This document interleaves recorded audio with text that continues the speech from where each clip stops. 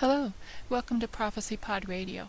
In today's podcast, I'm going to continue where I left off in the first section of Evidence for God. In part one, I said there are two observations that give us good reason to think that there is a God.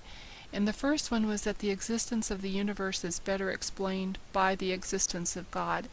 The second is that the existence of objective moral values is better explained by the existence of God, and I'll go into that in this podcast. Now, people experience a sense of morality that leads them to hold strongly that certain things are right or wrong for all people in all cultures. For example, it is wrong to torture another person just for fun. It is wrong for me, it is wrong for a citizen of China, and it is wrong for someone living in 500 BC. Our moral sense provides strong reason to believe in a personal God. Now, it is easier to clarify this by putting it into the form of an argument. So, one, if there is no God, there are no objective moral values. Two, there are moral values which are objective. So three, God exists. Now, before I discuss these arguments, I want to make it clear that this is not to claim that one must believe in God in order to be moral. And I'm not claiming that statistically those who believe in God are more moral than those who do not. And I'm also not claiming that our knowledge of morality depends upon God. This argument is to the effect that objective moral values themselves are foreign to a universe without God. They just don't fit in.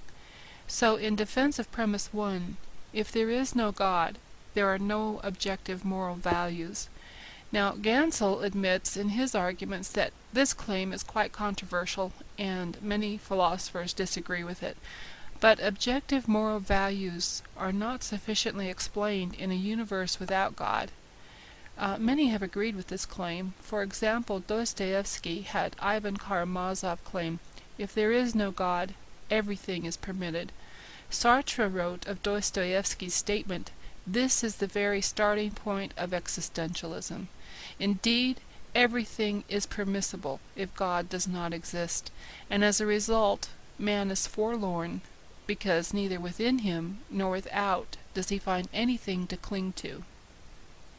Now, John Mackey, probably the best philosophical atheist of the 20th century, recognized this. Objective moral values constitute so odd a cluster of qualities and relations that they are most likely to have arisen in the ordinary course of events, without an all-powerful God to create them. If, then, there are such intrinsically prescriptive objective values, they make the existence of a God more probable than it would have been without them. And that's from the Miracle of Theism, pages 115 to 116. Mackey recognizes that these objective moral values do not fit in the universe if there is no God. His answer, since he rejects God, is to claim that there are no objective moral values. His book on ethics is appropriately titled Ethics, Inventing Right and Wrong. And I agree with Dostoevsky, Sartre, and Mackey. If there is no God, there are no objective moral values. Defending premise 2, there are moral objective values. We know there are objective moral values, and by this I mean that the content of morality is not determined by the individual or by culture. Rather, some things are objectively wrong. Other things are objectively obligatory, such as feeding your baby. But actions such as rape and racism and starving an innocent baby to death for fun are really wrong. Furthermore, it is wrong for me to do these no matter when I live and no matter from what culture I come. Now, many people believe that morality is not objective. This view comes in three basic varieties. 1. The individual determines morality. If the individual determines morality, then if I believe it is morally permissible to steal your stereo because it is nicer than mine, it is permissible for me to do it, and nobody has the right to judge me for it. I deserve a stereo just as much as you do, and I can't afford one as nice as yours. Therefore, I have the right to take your stereo, even if I have to shoot you in the head to get it. But it is not permissible for me to steal your stereo, whether or not I shoot you in the head.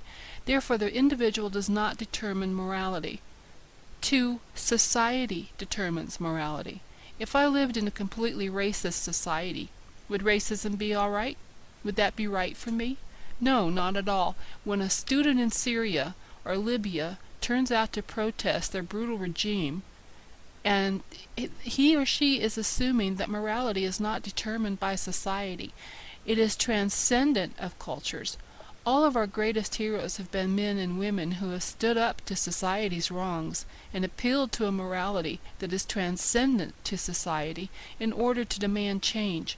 If society determines morality, it is always morally wrong to criticize society. There is no morality outside of society which can form the basis of a moral critique. Those brutal regimes need to be left in power, and that student needs to go home and submit to the oppression. 3. Morality has survival power, has survival value. Now, Dr. Greg Gansel points out that some people claim that the reason we have this moral sense is that it helped the human race survive. Those individuals with moral sense grouped together for mutual protection, and these did better than those without the moral sense. This is a kind of prehistoric social contract theory of morality. The problem with this is that we do not need morality to survive today. In fact, if you and I know that morality is objective, has no objective validity, and the rest of our culture still thinks it is valid, we can take advantage of this to get the most that we can. There is no moral reason to refrain from rape or robbery or murder. These inadequate objections show that our sense is that there is a morality that is transpersonal, it's transcultural, and it's transtemporal. The existence of a personal God is the best explanation for this. It is not up to the individual or the culture whether it is permissible to rape simply for fun, and any individual who believes it is morally permissible to rape for fun has a false belief. Any culture whose moral guidelines include the claim that it is permissible to rape for fun has simply got it wrong. If it is true that Hitler was morally wrong, it is true that there are objective moral truths which are transcultural. If it is true that it was wrong for Romans to leave baby girls to die on the trash heaps simply because they were girls, the morality is not determined by culture. Now, it is true that Hitler was wrong. It is true that the Romans were wrong.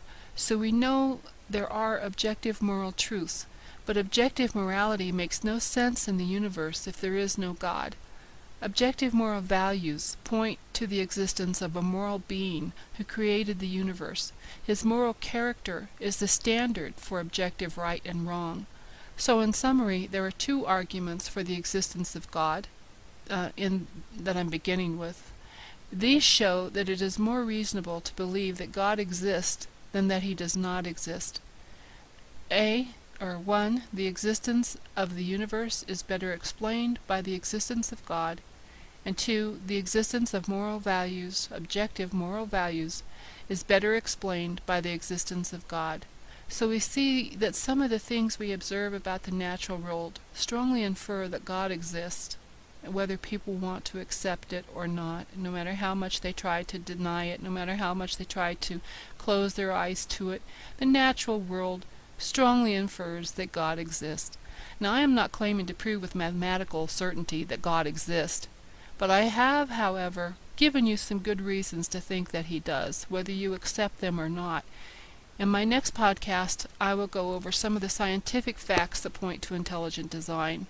And that's all I have for today. And as always, I'd like to thank you for listening to Prophecy Pod Radio, and I hope you will join me next time.